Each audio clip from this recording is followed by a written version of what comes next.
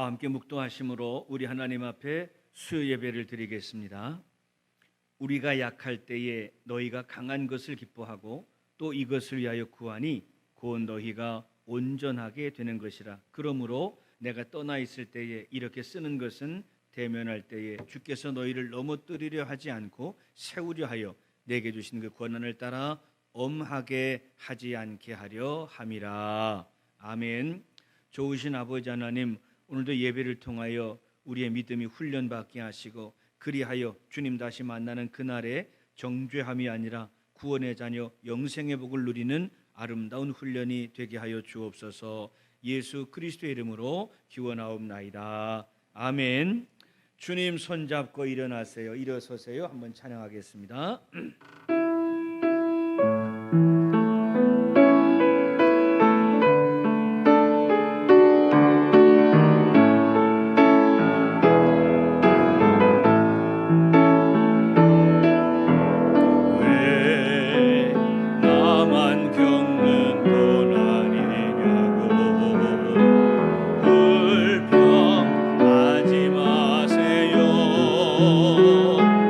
고난에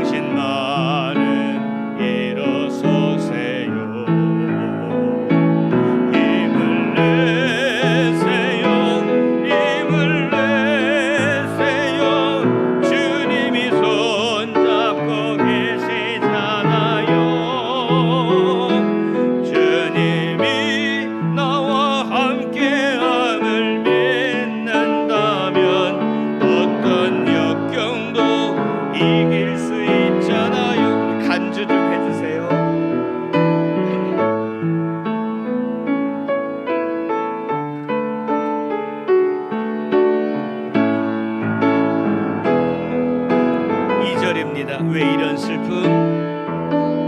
왜 이런 슬픔 찾아왔는지 원망하지 마세요. 당신이 잃은 것보다 주님께 받은 은혜 더욱 많음에 감사하세요. 너무 견디기 힘든 지금 이 순간에도 주님이 일하고 계시잖아요. 남들은 지쳐 앉아 있을지라도 당신만은 일어서세요. 힘을 내세요. 힘을 내세요. 주님이 손잡고 계시잖아요. 주님이 나와 함께함을 믿는다면 어떤 고난도 견딜 수 있자. 힘을 내세요. 힘을 내세요. 힘을 내세요. 주님이 손잡고 계시잖아요. 주님이 나와 함께함을 믿는다면 어떤 고난도 이길 수 있잖아요. 아멘. 우리 찬양이 이 어려운 시대에 우리의 주제가가 될 수 있길 바랍니다. 다 함께 사도신경으로 신앙 고백 드리겠습니다. 나는 전능하신 아버지 하나님 천지의 창조주를 믿습니다. 나는 그의 유일하신 아들 우리 주 예수 그리스도를 믿습니다. 그는 성령으로 잉태되어 동정녀 마리아에게서 나시고 본디오 빌라도에게 고난을 받아 십자가에 못 박혀 죽으시고 장사된 지 사흘 만에 죽은 자 가운데서 다시 살아나셨으며 하늘에 오르시어 전능하신 아버지 하나님 우편에 앉아 계시다가 거기로부터 살아있는 자와 죽은 자를 심판하러 오십니다. 나는 성령을 믿으며 거룩한 공교회와 성도의 교제와 죄를 용서받는 것과 몸의 부활과 영생을 믿습니다. 아멘. 하나님 말씀 보겠습니다. 창세기 37장 19절로 22절까지입니다. 성경 맨 앞에 있는 창세기 37장 19절에서 22절.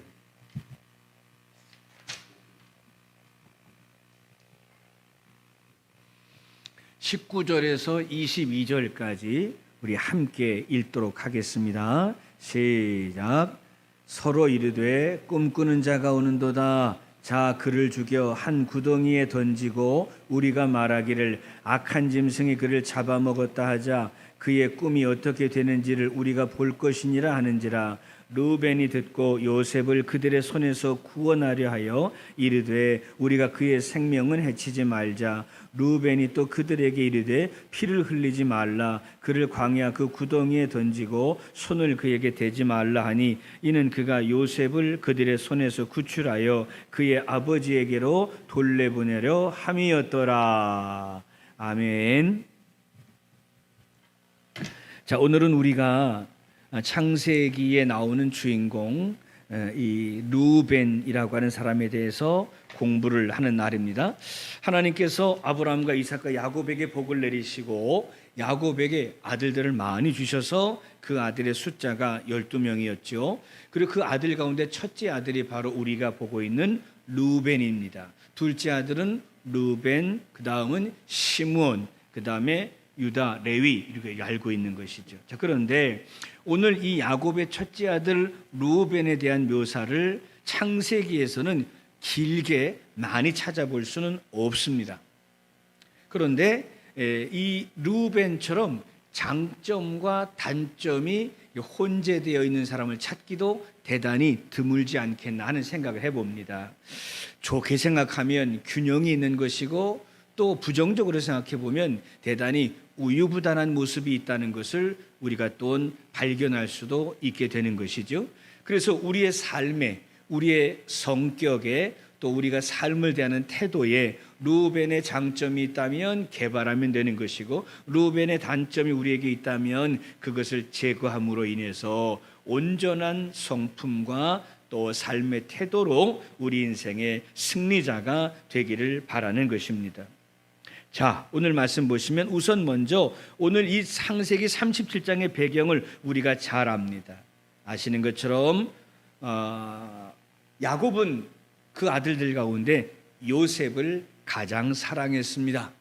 그 요셉을 너무 사랑한 나머지 그에게 좋은 옷을 입히고 또 아름다운 것들로 그를 치장해 주었지요. 사실은 참 불행한 일이 아닐 수 없습니다. 형들에게 또 나머지 형제들에게보다 특별히 이 요셉에게만 아주 극진한 대접을 했다는 것이 형제들에게는 불만이 되고 불평이 되었습니다. 우리가 형제들이 있다면 아시겠지만 그 형제들 가운데 유독 부모가 한 자녀만 사랑하고 그에게 좋은 것을 주면 어떻겠습니까? 형제들이 기분이 나쁠 수밖에 없고 형제들 가운데 전쟁이 일어날 수밖에 없겠죠. 그런데 사실 이 말씀은 전 구원사적인, 성경을 통틀어서 이 구원사적인 입장에서 보면 이 요셉은 예수님을 상징하고 있다, 뭐 이런 얘기를 언젠가 어린 시절이든 부흥회든 또 여러 성경 공부 가운데 들어보신 적이 있을 거예요. 그러니까 이 야곱이라는 아버지의 인성에 문제가 있어서 요셉만 사랑하여 그 자녀들 가운데 전쟁을 일으키게 했다, 이렇게 해석을 하는 것이 아니라 이 요셉을 통해서 고난받는 그리스도의 모습을 예표하고 있다는 거죠. 그러니까 이 요셉이 당한 고난, 그의 희생이 누구를 신약과 연결시키느냐? 바로 우리 주님 예수 그리스도의 예표가 된다. 그래서 그가 당하는 고난이 예수님의 고난과 유사하다는 거죠. 보세요. 형제들에게 버림을 받아서 죽임을 당할 뻔했죠. 죽임을 당하진 않았으나 팔려가게 되지요. 팔려가서 종살이하게 되죠. 그러나 살아나게 되고 역전하여 애굽의 총리가 되죠. 그러니까 죽음을 넘어서서 살아나는 이 부활의 경험이 요셉에게 있다고 보는 것이고, 요셉이 애굽의 총리가 되어서 이스라엘 백성을 다 구원해내죠. 이게 바로 온 백성을 구원해내시는 예수님의 사역과 연결이 된다는 거예요. 그래서 요셉의 이야기는 누구를 바라보게 하느냐? 예수 그리스도를 바라보게 한다, 이렇게 해석하는 것입니다. 자, 그렇다면 오늘은 그러한 아주 좀 포괄적이고 또 아름다운 해석을 하기 이전에 오늘 성경 본문에 대한 내용을 잠시 묵상을 좀 할 필요가 있겠죠. 자, 열심히 양을 치고 있는 형제들에게 요셉이 다가옵니다. 자기들은 먼지 풀풀 나고 또 양들과 함께 있어 이제 냄새가 나고 먹을 것이 없어서 배고픈데 좋은 옷을 입은 요셉이 달려옵니다. 그 마음에 분노가 치밀어 끌어올랐습니다. 형제들이 이구동성으로 어떻게 합니까? 저놈의 자식을 죽여버리자. 죽여버리자 저거.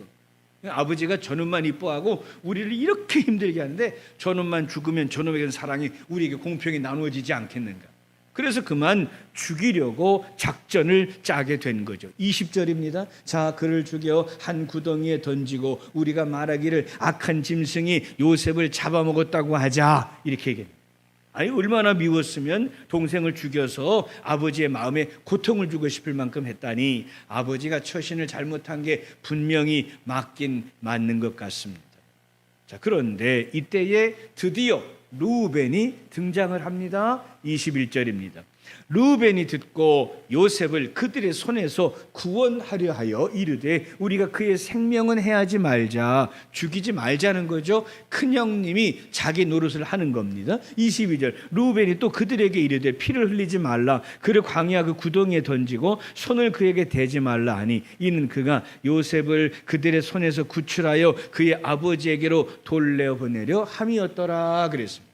자, 동생을 살려서 아버지에게로 돌려보내고 싶은 선한 마음이 르우벤에게 있었습니다. 자, 그런데 여기에 한 가지 문제가 발생합니다.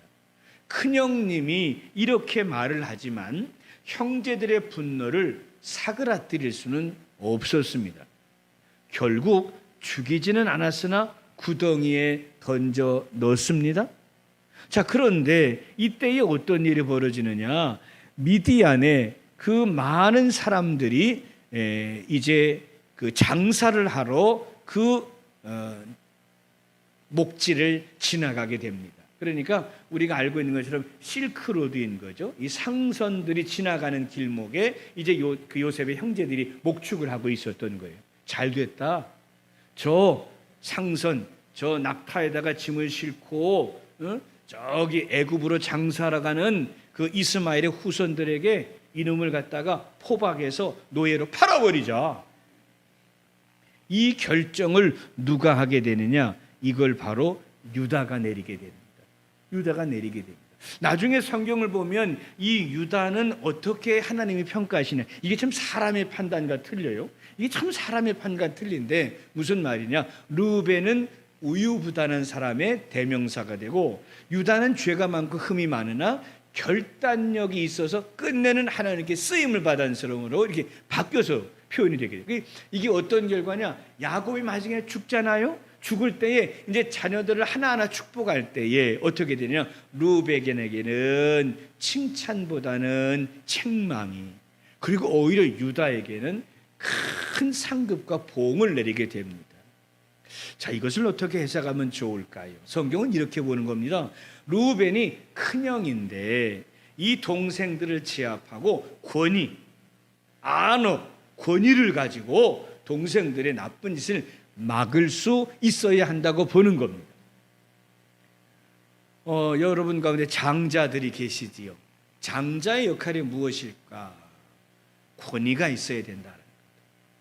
휩쓸려 다니지 않는 권위가 있어서 하나님의 선한 뜻을 이루어야 한다.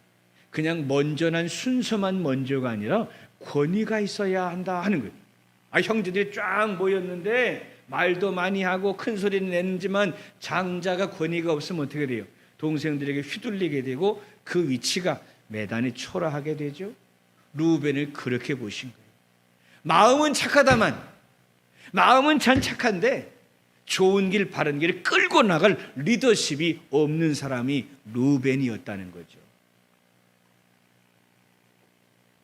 주저하고 있을 때 또는 악한 길을 지향할 때 그것을 막고 선하고 바르고 아름다운 길로 인도할 만한 지도력, 그것을 장자에게 하나님은 원하십니다. 내가 왜 장자가 돼서 이 무거운 짐을 지고 가야 되는가? 사실 요즘은 이런 부담이 없잖아요. 저희 아버님 시대만 해도 그런 얘기를 종종 하시더라고요. 월남전에 가서, 전쟁터에 가서, 이른 나이에 군대 가서 정말 온통 고생을 많이 하시고 나머지 6형제를 아버지가 다 먹여 키우셨더라.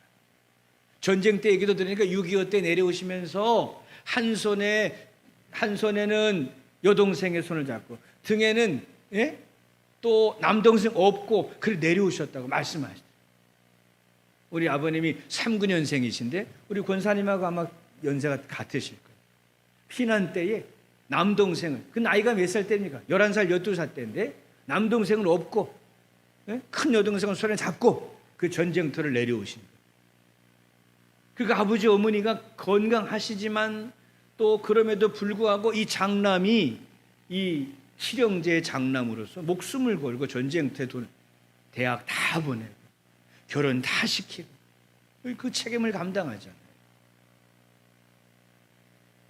어쨌든 경제적인 부담을 장자가 지는 것도 중요한 의미가 있겠지만 이 말의 권위가 있어서 가정의 질서를 바른 길로 인도해야 한다. 이것이 성경이 보여주는 르우벤 장자에 대한 평가입니다. 그런데 이 정도만 해도 징벌 또는 책망을 받을 일이 없겠지만 창세기 36장으로 가면 그만 이 르우벤이 큰 실수를 하게 됩니다. 잘 아시죠? 성경을 안 읽는 사람은 뭔 소리래 그럴 것이고 성경을 좀 읽는 사람은 아는 것처럼 그만 아버지 야곱의 첩을 건드리는 사건. 이게 아버지의 첩, 여러 첩들이 있는데 이 르우벤이 그만 그 첩 가운데 하나를 겁탈하는, 차지하는 사건이 돌발적으로 나타나게 됩니다. 그래서 정말 중요할 때에는 결단을 내리지 못하는 우유부담의 사람이 죄를 짓는 데에는 감정적 동요에 이끌려서 빨리 넘어감으로 인해서 아이고 그의 모습이 하나님과 그의 아버지 야곱이 볼 때에는 에이고 이건 장자로서 볼품이 없다, 이렇게 되고 말았다는 거예요. 르우벤은 신중하고 부드러운 것 같지만 형제들을 포괄적으로 다스릴 만한 신망, 능력이 없었다는 것을 우리에게 보여주고 있는 것입니다. 교회에서도 마찬가지입니다. 예전에는 교회에 장로님 그러면 카리스마가 있었습니다. 아주 큰 카리스마가 있었습니다. 그냥 그 교회 선임 장로쯤 되면 그 교회 성도들이 그냥 얼마나 무서워하고 두려워하고 그 말에 권위가 있어서 교회 장례를 쫙 끌고 이끌어가는 엄청난 파워가 있었죠. 아마 여러분 신앙생활 오래 하신 분들, 또 시골과 농촌의 옛날 교회 생각해 보시면 그런 아주 장로님들의 그 파워, 장로님들의 어떤 그 리더십을 여러분이 본 적이 많이 있었어요. 물론 그 가운데 절반 이상은 그 파워가 지나쳐서 목회자를 괴롭히기도 하고 또 목회자를 내어 쫓기도 하고 이런 부정적인 역할도 있지만, 여러분 그래도 옛날의 장로님들은요, 삶의 모든 것을 다 드려서, 그의 재산과 삶을 다 드려서 그 교회를 이끌어가는 아주 긍정적인 에너지가 있었습니다. 목회자들이 아무리 바뀌어도 그 장로들이 얼마나 든든하게 세워 있는지 교회가 흔들리지 않고 10년, 20년, 50년, 100년을 이끌어가는 교회들을 만들어 놓죠. 요즘 대형 교회들을 보면 목회자들이 아무리 바뀌어도 당회가 워낙 든든한지라 목사님이 설교만 하시고 나머지는 저희가 다 알아서 합니다. 이런 분위기거든요. 요즘은 목사님 설교만 하세요. 우리 다 알아서 합니다. 어때요? 요즘은 이젠 요즘은 제가 체험하는 것인데 그냥 모든 것이 다 그냥 청소에서부터 주간 관리에서부터 모든 것이 다 목사가 다 해야 돼. 목사가 다 해야 돼. 점점점 그렇게 자기를 희생하고 자기의 것을 들여서 교회를 든든하게 세우는 장로의 모습이 이 시대에는 점점 사라져가고 있습니다. 장로가 무엇입니까? 어른이라는 거죠. 노인이라는 것입니다. 옛날엔 노인, 교인들 가운데 어른이라는 것인데 이 어른의 역할을 제대로 감당하는 사람들이 대단히 없어진 시대를 우리가 살고 있는 것입니다. 가정도 마찬가지입니다. 가정의 장자 또는 가정의 가장이 그 역할을 감당할 만한 권위가 과연 세워져 있는가, 대단히 의심스러운 부분이 아닐 수 없습니다. 저는 이 말씀을 읽다가 저 개인에게 적용을 하고 회개하는 시간을 가졌습니다. 나는 과연 목사인데 영적 권위와 말의 권위를 가지고 우리 가족을 리더할 만한 힘이 내게 있는가, 나를 평가해 봤더니 한 49점 나오더라고요. 후하게, 또 내가 나를 평가했으니 후하게 준 게 49점이요. 믿음의 가장들이 그 가정을 리더십을 가지고, 영적인 리더십 또 말의 리더십을 가지고 가정을 이끌어갈 만한 힘이 있는가, 그러면서 자녀들에게 잘 되라, 훌륭하게 되라 말할 수 있겠는가 돌아보니 이거 참 문제가 많더라는 것이지요. 모두에게 주시는 교훈이 큽니다. 장자들에게는 리더십과 또한 흔들리지 않는 강한 모습을 성경은 칭찬하신다. 기억하셔야 하고, 이걸 우리 가정에 적용하자면 가정의 가장들께서도 경제적인 활동은 물론이요, 말의 언어에 권세가 있어서 가정을 영적으로 이끌 줄 아는 힘이 있어야 될 것을 성경이 우리에게 가르쳐 주시는 것입니다. 부디 오늘의 말씀을 흘려듣지 마시고 저와 함께 삶에 적용해서 앞으로 경제적인 활동으로만 가정을 지키는 가장이 아니라 말의 또 언어의 권위를 가지고 하나님의 영광을 드러내는 우리가 다 될 수 있도록 더욱 훈련해야 할 줄로 믿습니다.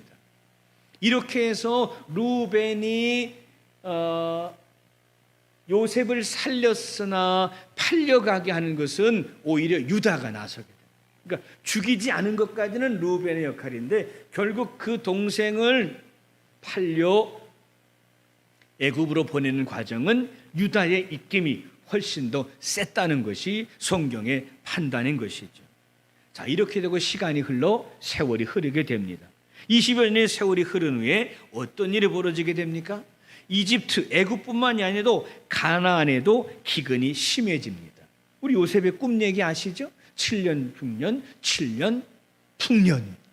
그래서 많은 곡식들이 애굽의 창고에 가득가득 차이게 됩니다. 기근이 심해지자 야곱은 막내 아들 베냐민을 제외한 10명의 아들을 이집트로 보냅니다. 요셉은 죽은 줄로 알고 있으니 12 중에 하나는 죽은 것처럼 되어 있고 나머지 11 가운데 막내, 요거 꼬맹이 이쁘고 귀여운 것, 요거 하나만 아버지 품에 놔두고 10명의 형제가 곡식을 구하기 위하여 애굽으로 갑니다. 애굽에 도착했습니다. 이들은 자신의 정체를 숨기는 요셉 때문에 스파이 혐의로 투옥이 돼요. 그러니까 이스라엘에서 온 10의 형제를 보고 요셉은 알았어요. 아, 이게 나를 팔아버린 나의 형제들이었구나. 그래서 그 형제들을 어떻게 빌미를 잡느냐? 이거 아무래도 가난한 나라 백성들이 우리나라에 와서 애굽을 정탐하고 우리의 것을 빼앗아 훔쳐가려고 하는구나, 누명을 씌우는 거죠. 근데 사실은 요셉이 이 형제들을 미워서 누명을 씌우는 것이 아니라 이 일을 통하여 온 가족을 다 자기에게로 돌아오게 하는, 그러니까 가난하여 굶어 죽게 된 그 기근 때문에 죽게 된 내 형제들을, 내 아버지를 다시 애굽으로 불러들여서 자기가 책임지려고 하는 요셉의 계획이 있었던 것이죠. 자, 그런데 너희들을 풀어주려 테니까 한 가지 조건이 있다. 너희가 스파이가 아니라면, 너희가 애굽에게 해를 끼치는 사람이 아니라면 내 뜻을 들어줘야 한다. 그게 뭐냐면 야곱의 막내 아들은 베냐민을 애굽으로 데려오라고 말합니다. 그래서 둘째 아들인 시므온을 인질로 잡아둔 채 나머지 형제 9은 가나안으로 돌아갑니다. 돌아가서 어떻게 하는 겁니까? 루벤을 데리고 다시 애굽으로 보십시오. 우리가 이렇게 막내를 데려오지 않았습니까? 우리에게 막내가 있는 게 분명하지요. 우리가 약속을 지켰으니 우리 동생도 풀어주시고 우리에게 쌀 좀 팔아주십시오. 밀이었겠구나. 밀 좀 팔아주십시오. 이렇게 부탁을 하는 겁니다. 자, 그래서 터덜터덜 낙심한 끝에 어디로 옵니까? 아버지에게로 옵니다.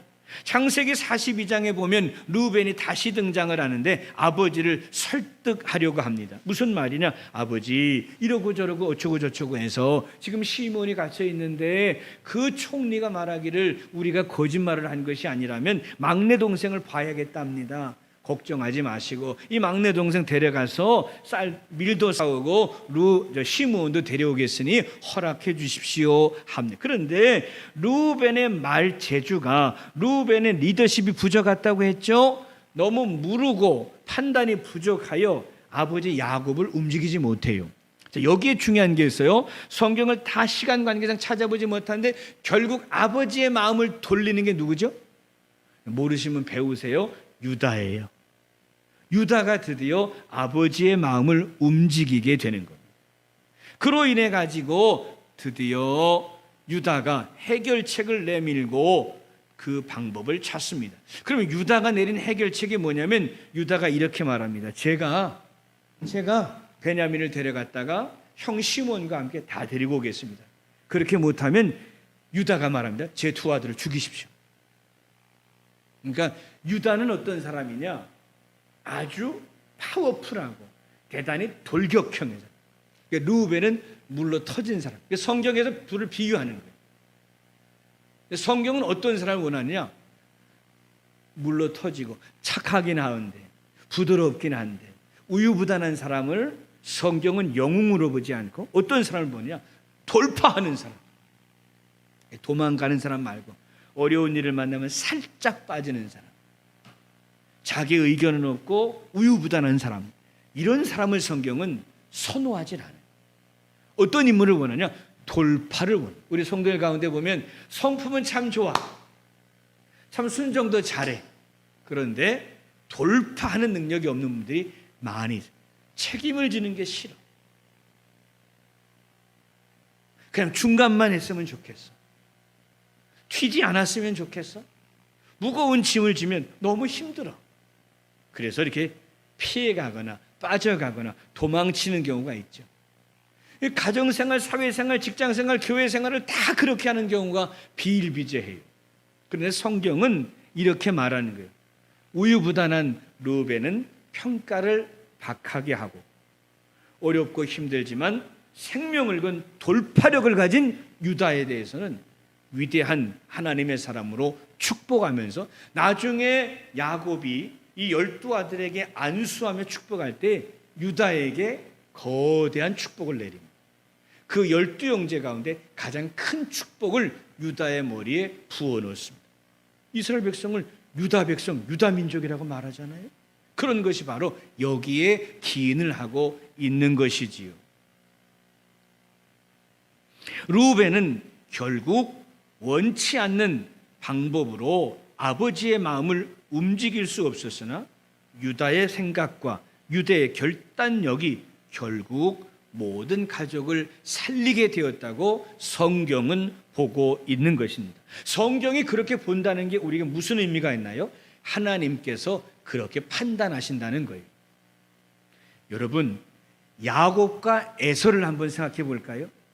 우리가 인간적으로 보면 야곱이 착한 사람입니까? 에서가 착한 사람입니까?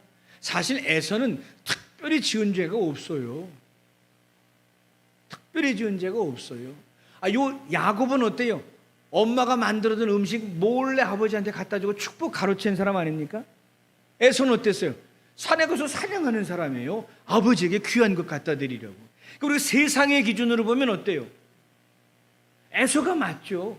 요셉은 얄미운 인간이죠. 콕 줘받고 싶은 인물이고 빼앗는 얌생이 얌체라고요. 그런데 하나님의 판단은 틀려요. 하나님, 나 남에게 피해 안 주고 착하게 살았잖아요. 나 남 괴롭히지 않았잖아요. 내가 무슨 문제를 일으켰습니까? 내가 뭘 그렇게 잘못했습니까? 왜 축복은 저렇게 약삭 빠르고 그냥 어쩌면 막 독하고 어째 저래 막 끈지 왜 저런 인간은 잘 되는데 난 잘 사는. 이게 다 하나님의 법칙이 있는 거 아니에요? 법칙이. 인생은 전쟁이고 영적으로도 전쟁이죠. 여기서 이기기 위한 돌파를 하나님은 점수를 주시는 거예요. 저도 목사지만 하나님이 이상해요. 어떻게 그 얄미운 야곱에게는 하늘과 땅의 복을 주시고 동생에게 당한 에서는 박할까? 하나님은 그러나 다르셨어요. 하나님은 예나 지금이나 어떤 사람을 원하시느냐? 한번 따라하겠습니다. 하나님이 원하시는 사람은 돌파하는 사람이다. 돌파하는 사람이다. 이만하면 됐다. 굳이 나서지 말자, 튀지 말자. 무거운 짐 피해가자. 귀찮은 일 도망치자. 이거는 하나님이 딱 재보실 때 이건 멋진데, 이 녀석 대단한데, 이런 평가를 못 받아요. 하루 먹고 하루 사는 거예요. 하늘의 축복을 받는 하나님의 마음을 움직인 사람은 어떤 사람이에요? 야곱의 장면 기억하시죠? 이 엉덩이를 쳐서 뼈가 어긋나서 발을 질질 끄는 병신이 되어서도 하나님의 축복을 사모하며 그 발을 놓지 않았던 끈질기고 독한 야곱에게 하나님은 점수를 많이 주셨어요. 작정합시다, 금식합시다, 매어 달립시다. 왜 한국교회가 그렇게 가르쳤는지 아세요? 하나님이 그런 사람을 좋아하시기 때문에. 하나님의 기준. 우리는 하나님, 저는 성격이 안 그래요. 저는 굳이 그렇게 그렇게 저는 그렇게 열심히 신앙생활하고 싶지 않아요. 저는 그렇게 그런 거 나는 잘 보세요. 하나님의 기준. 내 입장으로 생각하지 말고 하나님은 어떤 사람을 찾으시는 거예요. 하나님은 돌파하는 사람을 즐겨하시고 그들에게 복을 내리셨어요. 이거는 부전자전이에요. 아시는 것 아브라함을 보세요. 아버지가 우상을 만든 사람이잖아요. 어때요? 아버지가 우상을 만드니까 재산이 많아요. 그 엄청난 재산 다 누구 거예요? 아브라함 거예요. 하나님이 부르시니까 아브라함이 어떤 선택을 합니까? 우상을 깨버리고 아버지를 버리고 고향을 떠나서 하나님이 지정하시는 곳을 가버리잖아요. 이게 돌파하는 거예요. 안주하지 않고 돌파하는 이 아브라함의 정서가 그대로 이삭과 야곱과 요셉과 유다에게 이어지는 거예요. 이삭을 아브라함이나 야곱과 비교할 때는 순한 사람이라고 말하지만 성경을 한번 찬찬히 읽어보세요. 열심히 양을 키우고 또 그 지방의 호족들에게 그 땅을 빼앗기면 어때요? 에이씨, 포기하지 않고 또 옮겨서 또 목장을 만들어. 쫓겨나면 또 목장을 만들어.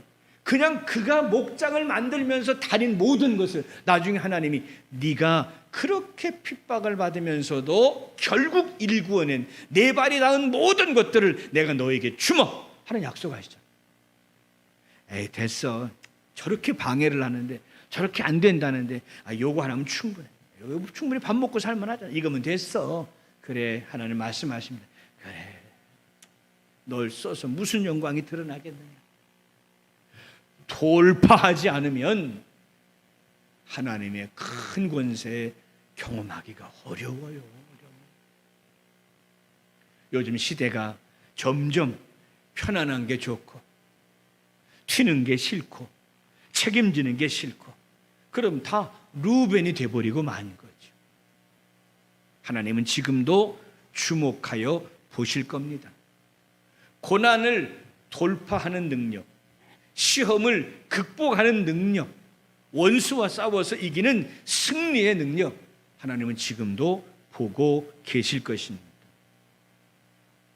나중에 하나님께서 야곱을 통해서 이 12형제를 이제 죽기 전에 안수하며 축복할 때에 유다에게는 어떤 축복을 주셨냐면 너는 엎드린 사자라. 이렇게 사자.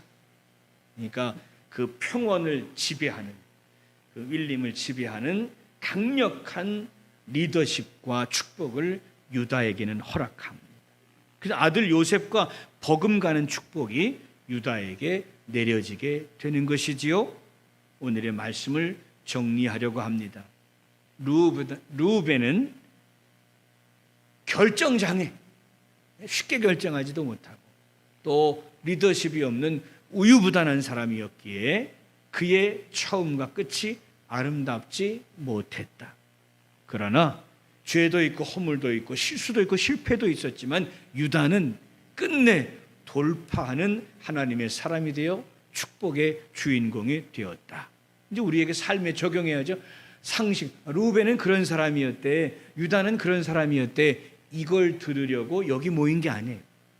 내가 너무 우유부단하지 않았는가, 책임을 회피하지 않았는가, 요령으로 살지 않았는가. 이거 하나님이 기뻐하시는 게 아니었구나. 결단력이 있어야겠구나. 십자가를 지고 돌파해야겠구나. 하나님 그걸 주목하여 보셨다가 하늘문 여시고 축복하는구나. 그렇다면 내 성격, 내 자세 한번 고쳐보자. 하나님이 원하시는 돌파하는 하나님의 사람으로 한번 성장해 보자. 이런 결단을 우리가 내릴 수 있어야 할 것입니다. 그래서 요셉처럼 그리고 유다처럼 삶의 고난을 돌파하여 하나님의 판단에 칭찬 듣고 하나님이 복 내려주시는 아름다운 생애를 우리가 지향해야 할 줄로 믿습니다. 어려운 일이 많고 삶에 고충이 많다 보니 점점 겁쟁이가 되는 것이 사실입니다. 저도 요즘 하나님께 많이 기도하는 것 가운데 나이를 먹어가면서 이 세태에 적응해 가면서 그래서 적당히 지내려는 마음이 제게 불쑥불쑥 드러날 때 오늘 이 말씀을 읽으면서 회개하고 이 강단에 올라왔습니다. 주여 제게도 주의 말씀과 복음을 위하여 돌파하는 능력을 허락하여 주옵소서. 내 성품이, 내 계획이, 내 인생이 시들어가지 아니하고 다시 힘을 내어 일어나게 하여 주옵소서.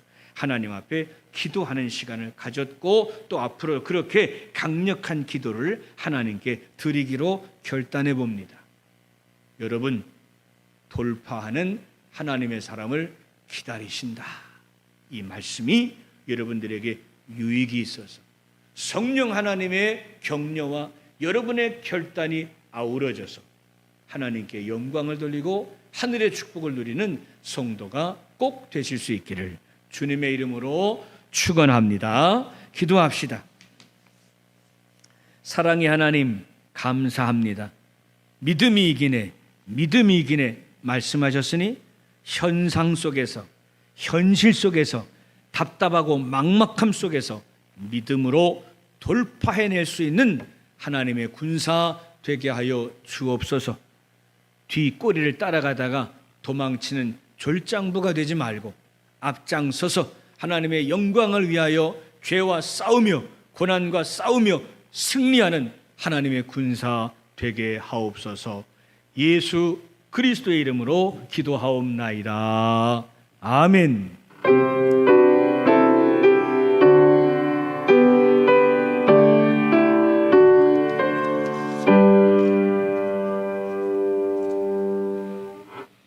예배당에서 그리고 가정에서 함께 예배를 드린 모든 분들을 주님의 이름으로 축복합니다.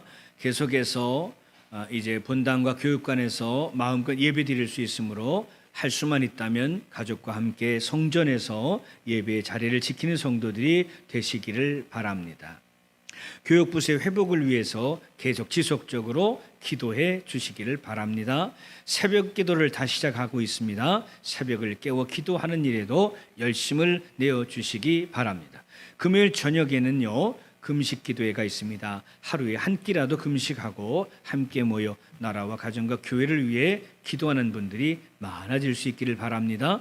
돌아오는 주일에 재직회가 있습니다. 한 해를 좀 마무리하고 또 내년을 계획하는 중요한 재직회입니다. 많은 분들의 참석을 권면합니다. 저는 내일과 모레 지방에 출타하게 됩니다. 안전하도록 위하여 기도해 주시기를 바랍니다.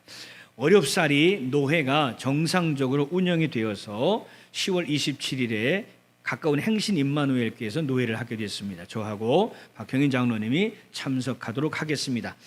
참고로 말씀을 드릴 것은 그동안은 노회가 이틀씩 했었는데 이제는 노회를 하루만 하게 되고요. 그 노회도 이제 단축해서 노회를 진행하게 되고요. 그러다 보니 여러 모양으로 참 어렵습니다. 그리고 그동안은 노회가 이 전국을 5개 돌아가면서 노회를 했었었는데 이제는 가급적이면 이제 모든 시찰이 모일 수 있는 가장 적당한 곳을 중부권으로 보고 노회 장소도 이렇게 계속해서 이렇게 단축되어지는 이런 모습으로 진행이 되고 있습니다. 교인들 한 분 한 분에게 노회 사정을 다 말씀드릴 수는 없겠습니다만 어찌되었든 한 해의 마무리가 이 노회인데요. 노회를 위해서도 기도를 해 주실 수 있으면 좋겠습니다. 결단 찬송을 우리 앞에 불렀던 찬양을 다시 불렀으면 좋겠습니다. 이 위기의 때에 힘을 내라고 말씀하시는 우리 하나님의 권면 주님 손잡고 일어나세요. 이 찬양을 다시 찬양하겠습니다.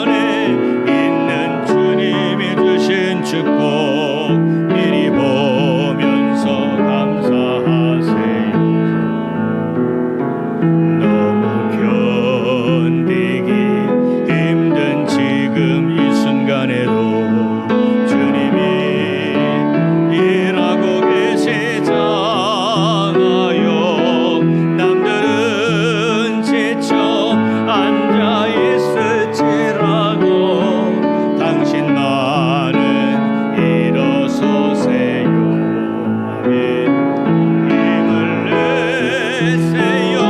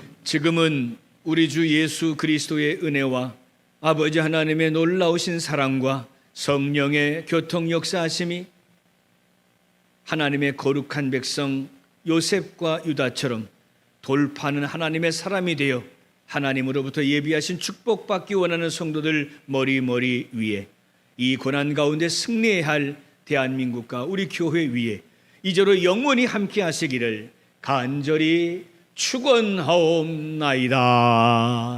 아멘.